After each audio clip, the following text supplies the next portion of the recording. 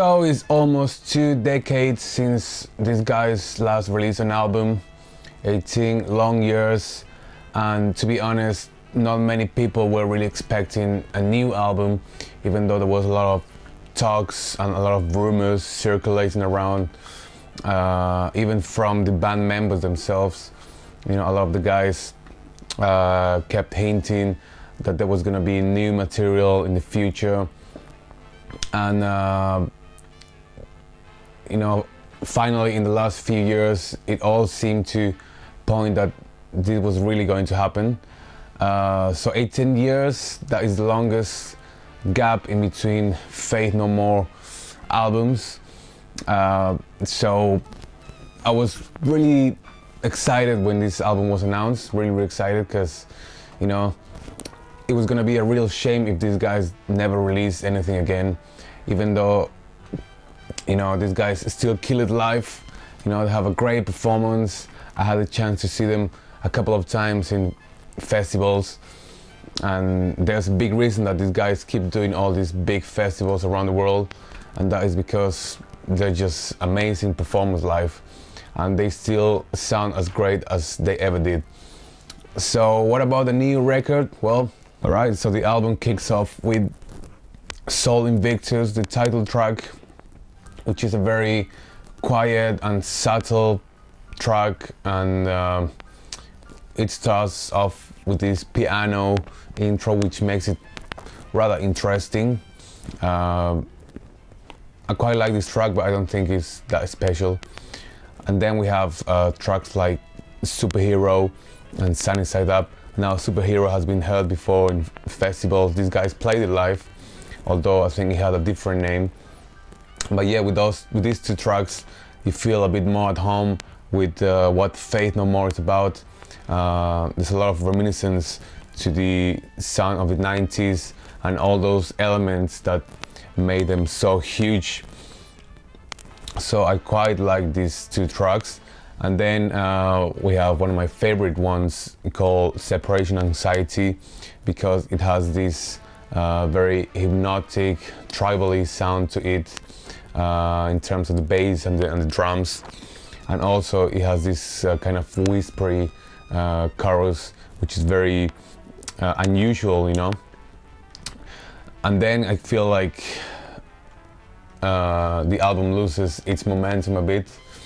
It's really hard to follow the flow sometimes with Faith No More's music, and that feels quite apparent towards the middle chunk of the album.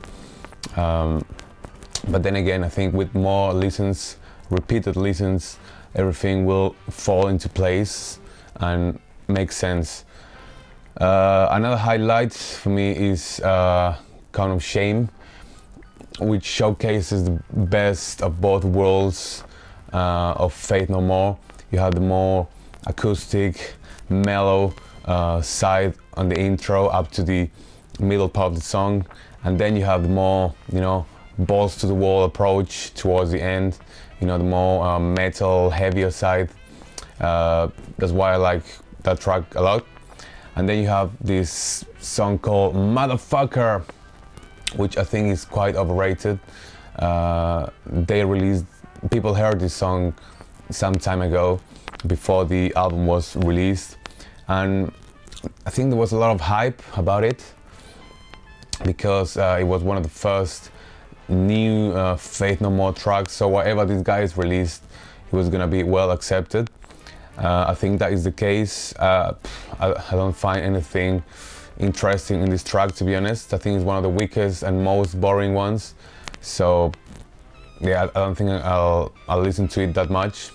You know, there's always the skip button available.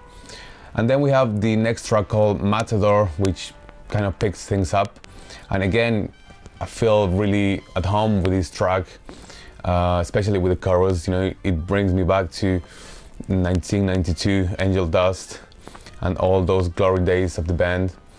Even though I was only a little child by then, I didn't really know the band, but I can feel what long time Faith No More fans feel when they listen to these tracks, or to certain parts of these tracks. You know, they feel, you know, a lot of nostalgia, and a lot of great memories. And then to close things off, we have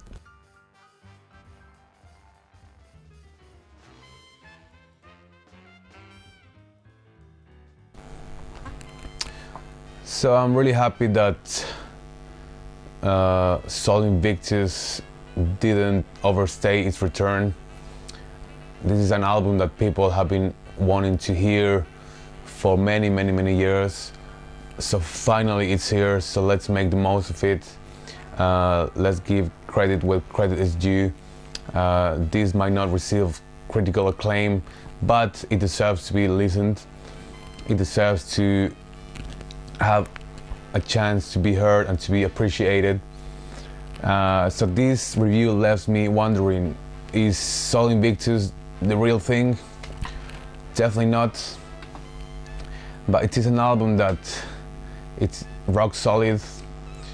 It has a lot to offer, and whether it will stand the test of time or not will be seen in the next years. So thanks for watching, and see you later.